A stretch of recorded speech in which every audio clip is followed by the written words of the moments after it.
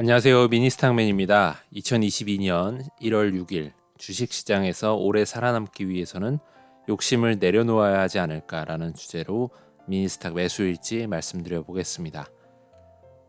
이날 미장은 위와 같았습니다. 지수 최고점 대비 다우 마이너스 1.1%, 나스닥이 마이너스 6.0%, S&P 500이 마이너스 2.0%입니다. 나스닥이 엄청 빠졌습니다. 뉴욕 마감 기사 간단히 살펴보겠습니다. 연준 의사록 공개의 나스닥 3.3% 급락, 뭐가 적혔기에 이라고 되어 있죠. 주가 지수를 보시면 나스닥이 3.3% 마삼룰에 의하면 3.3% 빠졌으니까 한 달간은 쉬어라, 이런 거 아마 아시는 분도 있으실 거예요. 어쨌든가 뭐 연준이 의사록을 공개한 시점 이후로 정말 미친 듯이 던져댔습니다. 보시면은 나쁘지 않았어요. 흐름이 뭐 약간 내려가는 느낌이긴 했지만 가다가 슉 빠졌잖아요. 네, 의사록이 공개된 이후 굉장히 주가가 속절없이 흘러내린 그런 상황입니다. 필명을 조던이라고 쓰시는 조던 김장섭님이었나요? 그분이 쓰신 책에 보면 마삼룰이라는 게 나와요. 나스닥이 마이너스 3% 이상을 찍으면 갖고 있는 주식 다 팔고 한 달간은 쉬어라라는 법칙이라 볼 수 있는데요. 무려 나스닥이 이날 하루 마이너스 3.34% 시원하게 빠졌고 좀처럼 연중에 한 번이라도 나오기가 쉽지 않은 그런 상황이 나왔습니다. 여러모로 고민되시는 분들도 많을 것 같습니다. 연준의 의사록에 양적 긴축에 대한 가능성을 논의한 것으로 나와서 이것은 생각지도 못했던 부분이라서 시장 참여자들이 많이 당황하면서 아마 놀랐습니다. 그래서 이날 투매가 많이 나왔는데요. 게다가 10년물 국채금리도 계속 오르는 추세에 있고요. 인플레이션은 계속 높은 상황에서 여러모로 연준이 더욱 호키시하게 매파적으로 변할 것이 아닌가 하는 우려로 인해서 시장은 일종의 긴축 발작, 테이퍼 텐트럼이라고도 하던데 긴축 발작을 보였다라고 볼 수 있겠습니다. 당분간 시장은 뭐 좋을 만한 이슈가 사실 없을 것 같아요. 실적 장세로 넘어가는 다음 주 지나보면 좀 분위기가 달라질 수도 있지 않을까 싶은데 어쨌든 조그마한 이슈에도 흔들리는 모습을 계속 보일 것으로 예상이 되고요. 언제든 대응할 수 있게끔 현금 보유가 중요해지는 시점이 아닌가 싶습니다. 현금 보유라는 건 뭐 늘 현금을 갖고 있다는 거, 언제든지 추가 매수할 수 있게끔 내 상황을 만들어준다는 뜻이니까요. 저는 많이 빠진 종목들은 좀 더 매수해보는 기회로 삼아야겠다고 역시나 생각을 했습니다.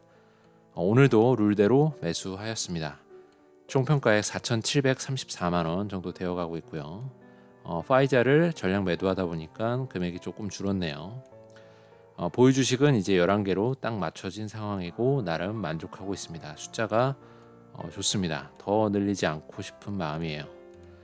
금일 주문 내역은 애플 5만원, 알파벳 10만원, 메타 1만원, AMD 4만원, 엔비디아 10만원, 블록 20만원, 유니티 25만원, 총 75만원 매수했습니다.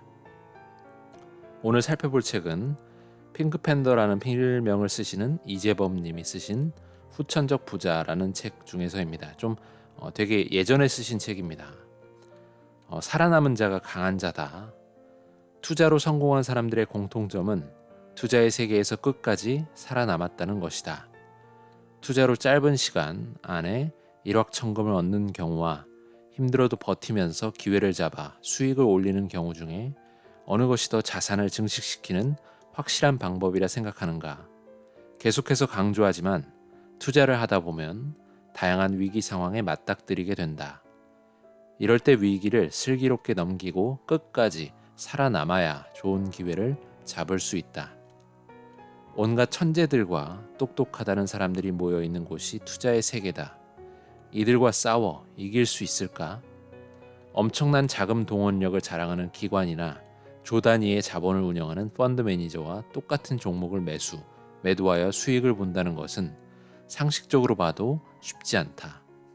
큰 자금을 운영하는 기관 혹은 외국인 투자자와 적은 금액을 투자하는 개인 투자자가 있다고 했을 때 투자 대상인 기업에서 어느 쪽과 더 많은 고급 정보를 공유할 것이라 생각하는가? 개인이 거대 기관과 똑같이 투자해서 성공할 가능성은 극히 낮다. 그러나 개인에게는 엄청난 정보력과 자본 대신 무한한 시간이 있다. 오늘 꼭 투자해야 할 이유도 없고 내일 꼭 투자해야 할 필요도 없다. 확실한 투자 범위에 들어왔을 때 투자하고 혹시 실수하거나 실패하더라도 담담하게 다음 기회를 기다릴 수 있다. 유럽의 전설적인 투자자 앙드레 코스톨라니, 글로벌 가치 투자의 대가 존 템플턴, 성장주 투자의 아버지 필립 피셔, 가치 투자자의 창시자 벤저민 그레이엄, 월스트리트의 3대 전설 중 한 명인 존 네프와 같은 사람들이 지금까지 수많은 투자자들에게 존경받는 이유는 이들이 은퇴하거나 명을 달리할 때까지 투자를 했기 때문이다. 주식시장이 폭등할 때도 폭락할 때도 지지부진한 등락을 거듭할 때도 한결같이 투자를 해서 살아남았다. 이들이라고 손실을 보지 않았을 리 없다. 손실을 보든 이익을 보든 나가 떨어지지 않고 버티고 버티면서 끝까지 살아남은 덕에 오늘의 영광을 보게 된 것이다. 이 부분은 살아남아야지 된다. 살아남아야 투자에서 성공할 수 있다라는 것인데요. 여러분은 어떻게 살아남으려고 하십니까? 따로 특별한 본인만의 노하우가 있으십니까?